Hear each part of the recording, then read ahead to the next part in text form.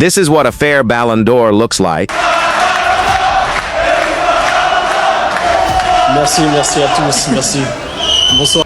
And Lamine Yamal whining the Kopa twice in a row is wild, even though the rules says a player can only win it once to give other young star chance to win theirs. And Yamal came with 20 of his family members. The 2025 Ballon d'Or ceremony began inside the Théâtre du Châtelet in Paris, with the theater already packed. The stage bathed in gold light and the anticipation at its peak. The event, broadcast worldwide, opened with a short introductory film that revisited the year's biggest football moments, from club triumphs to international campaigns, showcasing the players and coaches whose performances defined the season. The film served as a reminder of why the night mattered. It was not simply about individual awards, but about celebrating a sport that continues to draw billions together. The first trophies of the evening were the Kopa Awards for the best young players. In the men's category, Barcelona's teenage sensation Lamine Yamal was announced as the winner. His rise over the past year had been meteoric, and the award confirmed his status as football's brightest prospect.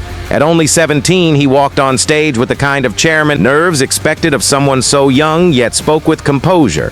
He thanked his family and coaches and made a point of addressing his teammates, saying that his success was inseparable from theirs.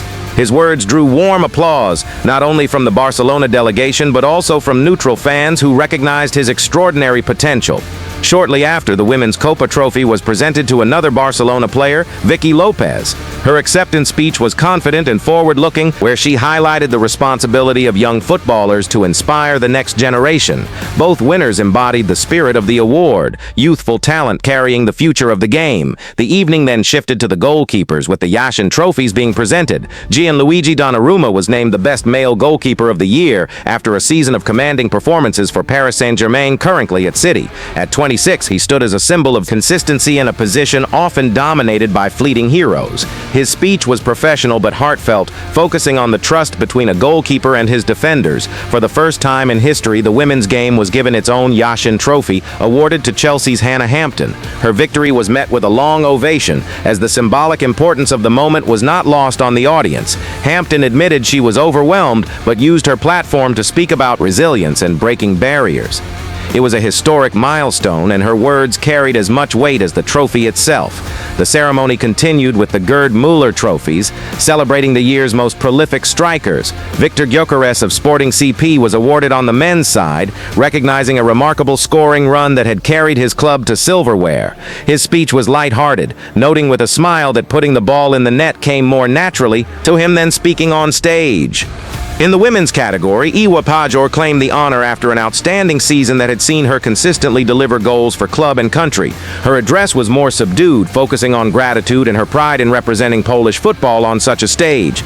Attention then turned to the managers who had shaped the season from the sidelines. The award for Women's Coach of the Year went to Sarina Wiegman, continuing her dominance as one of the sport's most respected leaders. Wiegman's speech, calm and thoughtful, stressed collective responsibility and the progress of women's football. Luis Enrique was then honored as the Men's Coach of the Year following a successful campaign with Paris Saint-Germain. His recognition was unsurprising given the trophies PSG had collected under his stewardship. Enrique praised his squad and thanked the club for believing in his methods, showing a mix of humility and quiet pride in his achievement. The women's Ballon d'Or followed, and the atmosphere inside the hall shifted with intensity as the finalists were named.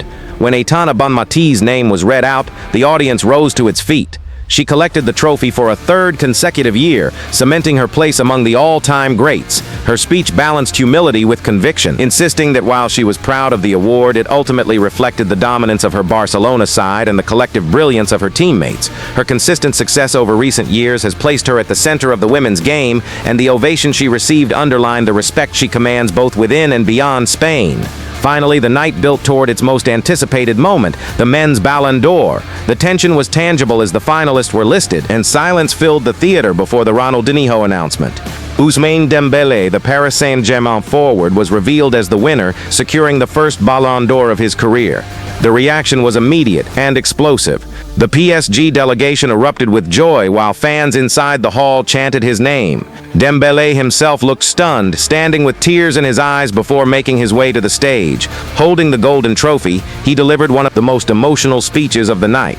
He spoke of his difficult journey, the injuries and doubts that once threatened to define him, and he dedicated the award to his family, his teammates, and to those who never stopped believing in him. His vulnerability and sincerity resonated across the hall, and the prolonged ovation suggested that his victory was as much a triumph of perseverance as of talent.